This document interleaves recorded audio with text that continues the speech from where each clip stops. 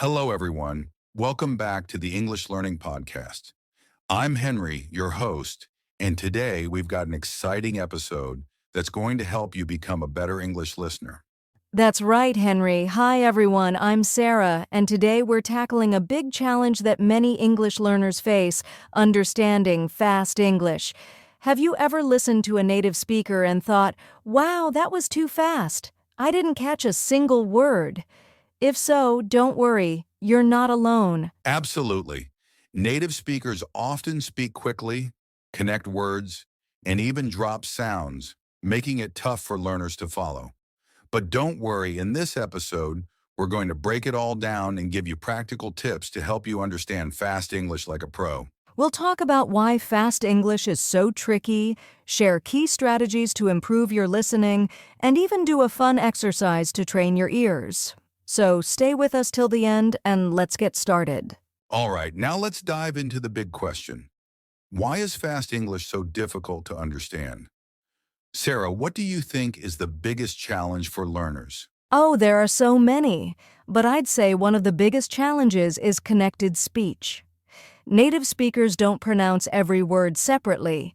Instead, they link words together, making it sound like one long word. Yes, for example, instead of saying, "What are you doing?" a native speaker might say, "What you doing?" The words blend together, and if you're not used to it, it can be really confusing. Exactly. Another challenge is reduced sounds. English speakers often drop or weaken sounds. For example, instead of saying going to, we say gonna, or instead of want to, we say wanna. If you're expecting to hear every word clearly, you might miss these changes completely. That's a great point. And let's not forget speed. Native speakers naturally speak fast, especially in casual conversations. They don't pause between words the way learners might expect. Right. And sometimes, even if you know the words, you might not recognize them when they're spoken quickly. It's like your brain needs extra time to process, but by the time you figure it out, the conversation has already moved on. That's so true. And one more challenge: slang and idioms. Native speakers love using informal expressions. So if someone says, "I'm beat," it doesn't mean they're physically beating something. It just means they're tired. If you don't know these phrases, it can make conversations even harder to follow. Exactly. So, in summary, the four big challenges are: 1. Connected speech words blend together. 2. Reduced sounds. Some sounds disappear or change. 3. Speed. Native speakers talk fast with no breaks. 4. Slang and idioms. Informal expressions that don't always make sense. But don't worry, we're going to give you some powerful strategies to help you overcome these challenges and train your ears to understand fast English. Ready? Let's get into it. All right. Now that we understand why fast English is difficult, let's talk about how to improve. We've got 5 powerful strategies to help you train your ears and understand native speakers more easily. Yes, these strategies will take time and practice, but if you stick with them, you'll see huge improvements. Let's start with the first one. The first and most important step is to improve your listening skills. Many learners focus too much on grammar and vocabulary, but don't spend enough time actually listening to English. That's right. If you want to understand fast English, you need to listen to it every day. And not just any listening, you need active listening. That means paying full attention, repeating what you hear, and even writing down words you don't understand. A great exercise for this is the shadowing technique. You listen to a native speaker and try to repeat what they say immediately, like an echo. It helps your brain get used to the rhythm and sounds of fast English. Yes, it feels difficult at first, but if you practice for just 5 to 10 minutes a day, your ears will get better at recognizing fast speech. Now let's talk about connected speech, one of the biggest reasons English sounds so fast. Sarah, can you give an example? Sure, instead of saying, "Did you eat?" a native speaker might say, "Do you eat or even meet?" The words blend together. Exactly. And another example: I don't know often sounds like, I don't know. If you expect to hear every word separately, you'll struggle. So, a great way to improve is to listen to phrases and practice saying them the way native speakers do. Yes. Try mimicking native speech patterns.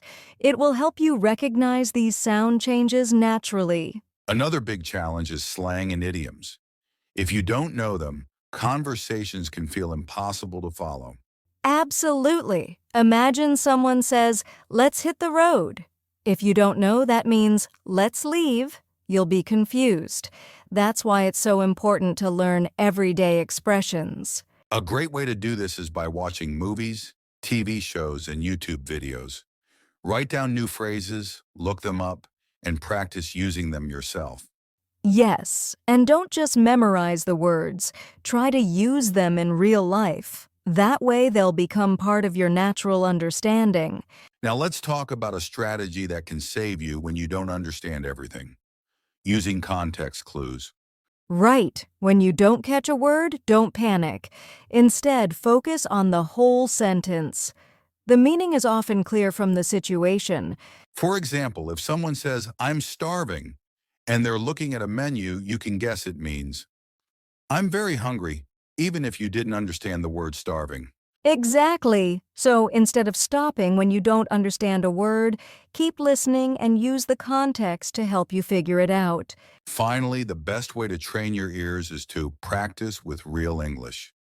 Not just textbook English, but natural speech. Yes. Watch movies, listen to podcasts, and use apps like YouTube or Netflix. Turn on subtitles first, but try to listen without them over time. And one of the best ways to practice is to listen at different speeds. Start slow, then speed it up as you improve. Many podcasts and videos allow you to adjust the speed. Use that to train your brain. Great tip. And don't forget to practice speaking too. The more you speak English naturally, the better you'll understand it. So let's recap the 5 strategies. 1. Focus on listening skills. Do active listening and shadowing. 2.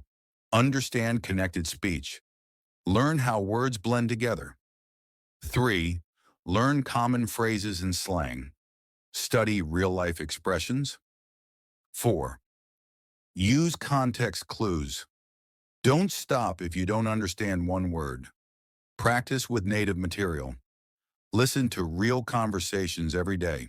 If you follow these steps, your listening skills will improve and fast English won't feel so scary anymore. Absolutely. And now, to put these skills into action, we have a fun exercise for you. Ready? Let's do it. All right. Now that we've covered the key strategies, it's time for some practical exercises to help you train your ears and understand fast English better. Sarah, what's the first exercise? The first exercise is a short listening challenge. I'm going to say a sentence at a normal speed, just like a native speaker would. Your job is to listen carefully and try to catch what I say. Ready? Great. And if you're listening, don't worry if you don't catch it the first time. We'll break it down after. All right, Sarah, go ahead. Gonna grab some coffee, wanna come? All right, did you catch that? If not, don't worry. Let's break it down. Sarah, say it again, but more slowly. I'm going to grab some coffee. Do you wanna come? See how the words change? Going to became gonna. Do you want to became wanna. Yes, this is why fast English sounds different from written English.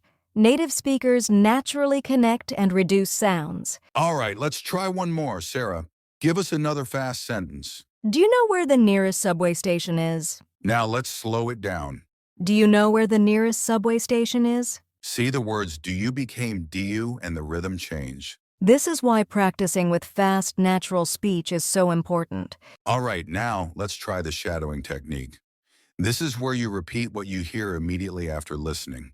It helps you get used to the flow of fast English. Yes, so I'll say a sentence, and you, our listeners, try to repeat it right away.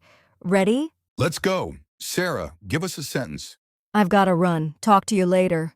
Now you repeat. Great. Now let's slow it down. I have got to becomes I've got to talk to you sounds like talk to ya. Try again at full speed. Awesome. The more you practice, the easier it gets. All right, now let's practice using context clues. I'll say a sentence with a difficult word, and you try to guess the meaning based on the rest of the sentence. Sounds fun. Let's try this one. I was so exhausted after work that I crashed on the couch. What do you think crashed means here? It doesn't mean a car accident. It means I fell asleep suddenly.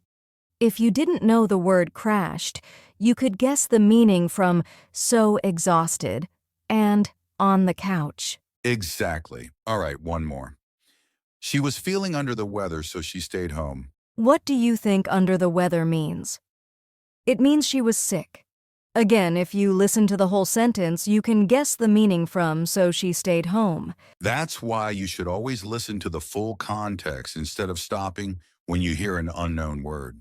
These exercises will really help train your ears to understand fast English better. Absolutely, and remember, the more you practice listening, shadowing, and using context clues, the easier it gets.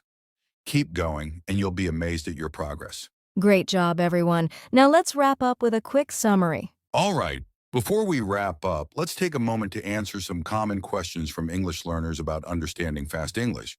Yes, we've collected a few questions from our listeners, and we'll also share some great tips from English learners just like you.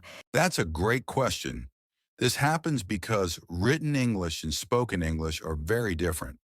When we read, we see every word clearly, but when we listen, words are spoken quickly, connected, and sometimes even reduced.